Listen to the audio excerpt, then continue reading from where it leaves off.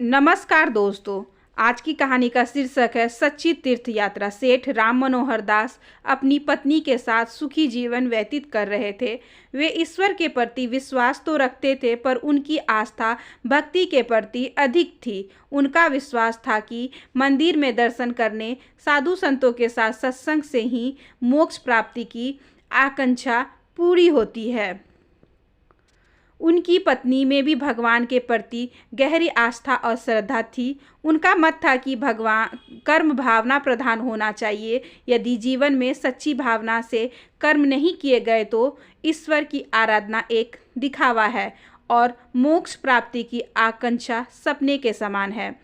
एक बार सेठ जी चारों धाम की यात्रा पर जाने का मन बना बैठे, क्योंकि उन्हें किसी महात्मा ने बताया था कि सिर्फ चारों धाम के दर्शन मात्र से ही मोक्ष की प्राप्ति हो जाती है।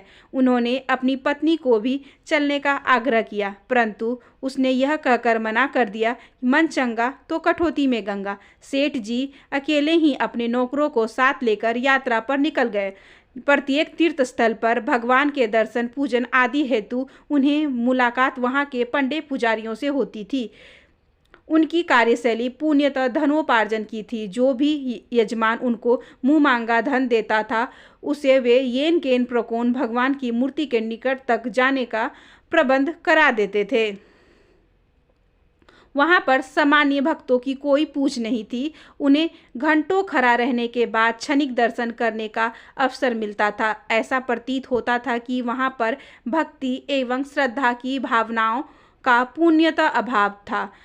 यही सब उन्होंने पवित्र नदियों में स्नान करने के दौरान देखा कि जो लोग पुण्य लाभ हेतु स्नान कर रहे थे, वे अपनी क्रियाकलापों से नदी को प्रदूषित कर रहे थे।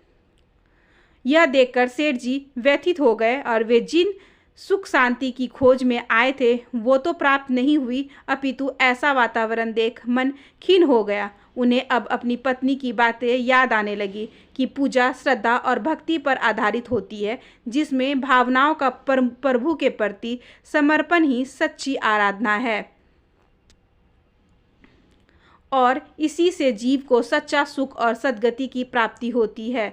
सेठ जी अपनी तीर्थ यात्रा पूरी करके वापस अपने गृहनगर लौट आते हैं। उन्होंने अपनी पत्नी को यात्रा की वृत्तांत बताते हुए स्वीकार किया कि कर्म में भावनाओं का होना सर्वाधिक महत्वपूर्ण है। सेठ जी अब धर्म से कर्म करने में विश्वास करने लगे और उनका जीवन सुखी से व्यतीत होने लगा। आशा करती हूँ कि आज की ये छोटी सी कहानी आपको अच्छी लगी होगी। अगर अच्छी लगी हो तो please like share and subscribe करें। धन्यवाद।